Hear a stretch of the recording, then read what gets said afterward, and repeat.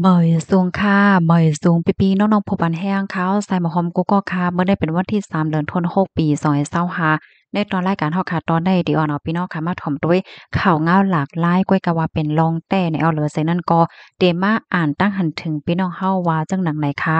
อ่อนด้าเปิ้นได้ก็เฮามาถ่อมด้วยข่าวก่อนค่ะเนาะในก็เงือคะลักจันเอาแม่ป้าต้องแม่ม่านโลงกว่า ในนำเหลื่นสุดกอนางก็นั่นและตั้งลุกในต้องรู้เซ็งสายใจกว่าว่าไหนค่ะเมื่อในกำเหลียวค่ะเนาะวันที่3เดือนธันวาคมปี2025ในมีข่าวง่าวออกมาว่าเลยเกิดขึ้นเปิงเป็นหลักๆไล่ๆที่ในเจดอนกาลิมันตันเหนือเมืองอินโดนีเซียค่ะมีนางหญิงคนหนึ่งอายุไล28ปีชื่อห้องว่าโมนีดราป้าต้องไว้ไล8เหลินค่ะทุกย่าเงึกในคณะลากเอามานั่งลงนำกว่า เมื่อพ้องที่มานั่งในตึกเฮ็ดเขาพักอยู่ไว้ดีในเฮิรนโตเจ้าเก่าไหนค่ะเมื่อพ้องไปนั่นก็ในนาหอต่อเฮิรนก็ไม่ว่าอยู่ที่เฮิรนนะก้อยกะว่าเปิ้นเนี่ยก็จอยเถียมมานั่งอ่ำไลในค่ะเนาะลื่นสุดมานั่งไหลลุกในต้องเนี่ยก็รู้เซ็งสายใจกว่าเนี่ยค่ะลองตั้งเปิงเป็นมาในได้ก็เลยเกิดขึ้นเมื่อวันที่31เดือนธันวาปี2025ตีป่นมานั่นว่าเฮ็ดจังไหนค่ะเมื่อพ้องนั้นซ้ำในวันนั้นซ้ำในค่ะนะมันเป็นฝนตก เหี่ยวก็นำโถมนำในยึงเข้ามาดีในเฮิรนเขาเฮ็ดจังเนี่ยเมื่อพ้องติมานั่งจุกเฮ็ดข้าวพักอยู่นั่นไหนเงือกลงในก็ก้านเข้ามาคบปันขามันนางค่ะกำนั้นมันนางในก็มเลยตั้งโตลีๆน่ะเนาะก็ล้มเพราะว่ามันล้มแล้วก็เงือกในลากจันเอามันนางลงกว่าตีในนำเนี่ยค่ะเกี่ยวกับเวลองเนี่ยค่ะอันนามาเรียก็เป็นพี่นางเนี่ยก็ลัดในว่าได้ยินเสียงน้องยิ่งเขาห้องเสียนเนี่ยก็คิมเน็ตมาตุยเพราะว่ามาหันเนี่ยก็เลยหันน้องยิ่งเนี่ยคัดใจ เตเลยว่ายิบไว้กอดไว้กิ่งไม้ค่ะเนาะกำในก็เป็นปีหน้าเนี่ยก็คิดแน่นกว่าหาไม้กว่าหางเปิดอะเตมาปอเงึกจังในคณะเผื่อว่ากว่าหาไม้เลียนปองมาก็สำป่อมหาเนาะค่ะเนาะเงึกนั่นเนี่ยก็ลากเอาน้องยิ่งมาในกว่าในนำยาวเฮิรนเขานั้นซ้ำมีไว้หิ้มจำฝังนำให้ไหนค่ะกำนั้นในเขาเนี่ยก็เลยกว่าลาดก้นวานเขาค่ะเนาะก้นวานว่าผู้ใหญ่ก้นลงในหมู่ในวานเนี่ยก็ไล่อ่อนกันมาจอยจอมหาเฮ็ดจังไหนค่ะนะ ยุ่มหึงซังค่ะอันเป็นคับโตนักนั่นเนี่ยก็โผล่ขึ้นมาหั้นเนาะเพราะว่าก้นหวานเขาหันยาวเนี่ยก็คลิปเนี่ยก็เอามานั่งมาเผื่อว่ามาด้วยก็มันมีใจยาวค่ะเนาะลูกในตองก็รอดเนี่ยค่ะเนาะปองว่าขาสองก็มีลูกเนี่ยก็รู้เซ็งสาใจกว่าว่าเฮ็ดจังไหนค่ะเนี่ยก็เรียกว่าเป็นข่าวง่าวดีอันเฮ็ดให้ก้นหวานก้นเมืองในพื้นที่นั่นอ่อนกันตกอกตกใจแล้วก็มองใจจ้อมลองตั้งอันเล็กเกิดขึ้นเปิงเป็นนั่นเด็ดๆว่าเฮ็ดจังไหนค่ะ เมื่อปี2023ที่ป่นมานั้นค่ะนะที่เมืองอินโดนีเซียเนี่ยก็ไหลคบทมยาเปิงเป็นงึกเฮ็ดตีโกนในคณะที่เรียกว่านำที่สุดก็วันไล่ในคณะเพราะว่ามันนับส่วนก็ที่เป็นอยู่1ปานถึง19ปอกมีคนรู้เซ็นสายใจถึง92ก่อนะคะเฮ็ดให้ก้นวันก้นเมืองแลอันเป็นโพโรงเรียนเขาเกี่ยวกับเลยลองเจ้าในเขาเนี่ยก็เฮ็ดข้องให้ลงปองจึงเข้าใจหาไล่ตั้งเหี่ยวก็แกลิปัญหาในพองว่าเฮ็ดจังไหนคะตั้งฝ่ายผู้ลงเรียนเขาเนี่ยได้ก็ลัดว่าลองตั้งตีเฮ็ดให้เงึกในมันปอกมาปื้นตีก้นอยู่ยอก็มาเฮ็ดตีก้นได้ได้ก็มันเป็นย้อนเพราะว่าอิงเด้อปกป้องวันเมืองเสมีลองแต้บไม้ย่าป่าเถินป้าเจมลองเฮ็ดเหมืองแฮว่าหาว่าในปื้นตีแหวก็มันเฮ็ดให้กว่าตึกคึกที่อยู่ด้านเซ้าของเงึกนั่นน่ะเนาะเพราะว่าน้ำท่วมอะสังว่าจังไหนเนี่ยก็เงึกเนี่ยก็มันก็ปอกสิมีมาจอมในปื้นตีก้นวันก้นเมืองอยู่อะหังว่าเฮ็ดจังไหนเฮ็ดไหนคะข้อมูลอันใดค่ะเนี่ยก็เลยเปิงอิงออกมาที่ T-News ในค่ะเนาะเลย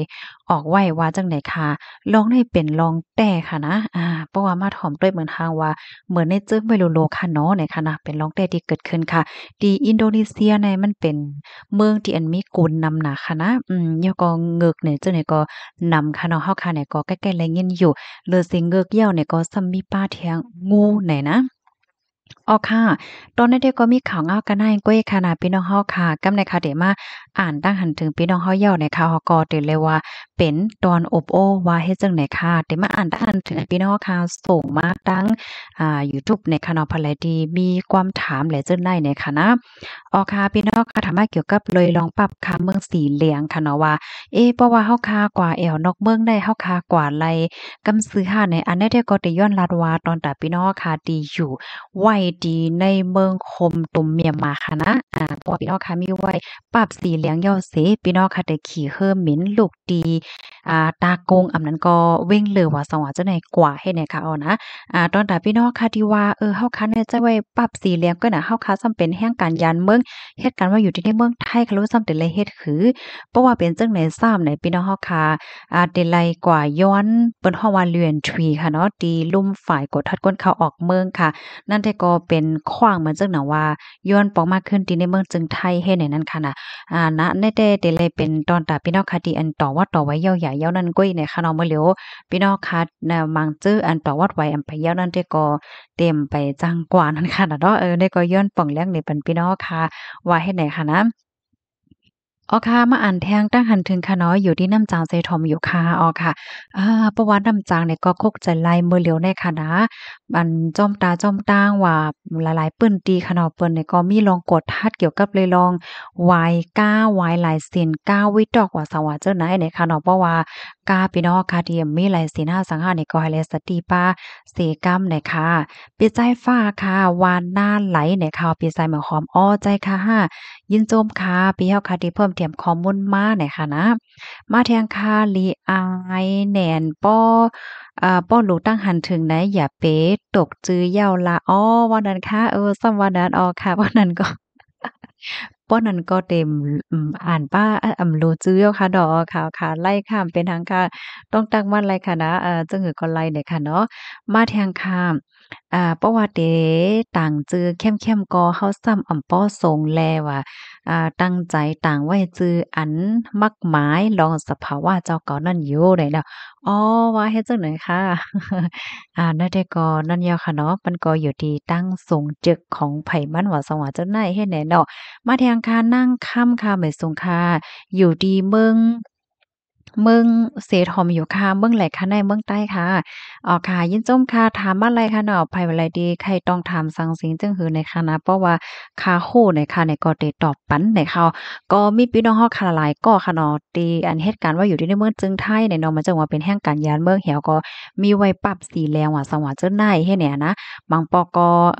วันลือค่ะเนาะลือละหลายวันแท้ก็แอวนอกเมืองได้อะเนี่ยค่ะเนาะการที่เฮาค่ะออกแอวนอกวันนอกเมืองเนี่ยก็ตั้งหันถึงส่วนตัวค่ะว่าได้ก็มันก็เป็นรองตีหลีค่ะนะเหี่ยวก็พี่น้องค่ะที่อันมีไว้ปรับสีเหลืองนั่นก็เป็นส่วนหลีตอนนั้นพี่น้องค่ะพี่น้องค่ะมีส่วนกว่าไหลนั่นค่ะนะก้อยกะว่าพี่น้องค่ะได้เลยต่อวัดไว้ยาวค่ะนะสอนเจ้าหนังว่าวัดไว้พี่น้องค่ะนั่นต่อยาวๆเลยค่ะเนาะอายุวิสาก็มียาวไว้เหตุการณ์ก็ยาวๆต่อยาวอย่าลิงงามยาวให้แหนมใจห้ากำนันในพี่น้องค่ะเนี่ยก็แค่กว่าแอวเนี่ยก็พี่น้องค่ะกว่าย้อนเรือนทรีเฮ็ดจังได๋ค่ะนะมันก็ได้เสียงหมอกหนึ่งเหงตาหนึ่งปอกค่ะเนาะอันนั้นในปละซื่อๆมันเป็นอันย้อนขว้างออกกว่าต่างเมืองเหี่ยวก็ปอกมากขึ้นจังแหน่เนาะก่อนเลยกว่าแอว4-5วัน5-6วัน2-3วันเนี่ยก็อยู่ที่เฮาเฮ็ดจังได๋นั้นขนาดเนาะก็แค่ละแต่ก็ว่ามีส่วนกว่าละอยู่ในนั้นค่ะอ้อมาแทงค่ะปีขุนข้ามเฮาค่ะเนาะแต่มาว่าย่อก่อก้นย้อนแขได้ป้อหันมีค่ะเนาะว่าเมืองเขาแต่ก็ฮู้หนังเก่าเมืองเฮาแต่ก็หันยาค่ะเนี่ยเนาะอ๋อใจค่ะยินชมค่ะที่เพิ่มแถมข้อมูลมาเด้อค่ะเนาะสู่หันแหน่เออเมืองเขา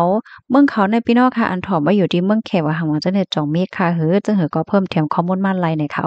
มือปอกหนึ่งที่ค่ะไลกว่าถึงนั้นแต่ก็หันแม่นแต่ค่ะนะก้อนย้อนว่าหังว่าจังได๋หันน่ะค่ะเนาะอันที่เลยเพี้ยนหันแต่ก็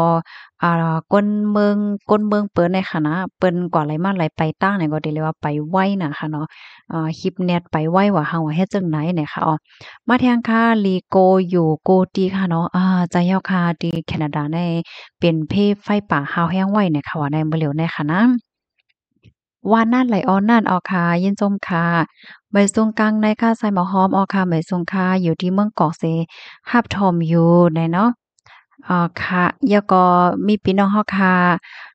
เมียนมาเผอนิ้วเนี่ยค่ะเนาะอันนี้ก็ลีโกได้ค่ะต้องตักมาแล้วก็มีปีจ้ายจ้ายแล้วก็ปีจ้ายอาชาเนี่ยค่ะเนาะค่ะแล้วก็มาแทงเป้าๆเหมยทรงค่ะอยู่เมืองเกาะไซทอมอยู่ค่ะยินจมค่ะมาแทงปีจ้ายจ้ายเหมยทรงทอมเขาง่าอยู่ตาเสค่ะเนี่ยเนาะ ยินจมแต่ค่ะที่อันฮับถอมยกอปันแอนปันแห้งต้องตักมาปันตั้งไข่ใจม่านไรเนี่ยค่ะเนาะมีพี่น้องค่ะมันก็ดีว่าอ่านไว้เป็นเรื่อง หลายห้าอันเทิงน่ะเนี่ยค่ะเนาะค่ะนี่ก็ฮับถ่อมตั้งหันถึงพี่น้องค่ะอยู่คณะก็ปันตั้งหันถึงมันหลายกูว่าในก็เข้าใจหาหลายตั้งแกอยู่ในค่ะเนาะบางปอกในป้อตัวเจ้าก็อ่านได้เหมือนทางว่าเหมือนอ่านว่าหิหนาจังไหนนะกำในเพราะว่ามาถ่อมขึ้นเนี่ยเหมือน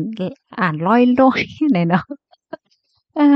ออค่ะก็กะว่าเตเข้าใจแกลิดกว่าค่ะนะพี่น้องค่ะยินจมหนำๆค่ะย้อนให้อยู่หลีกินหวานในรสเพกันค่ะนะหมอยทรงค่ะ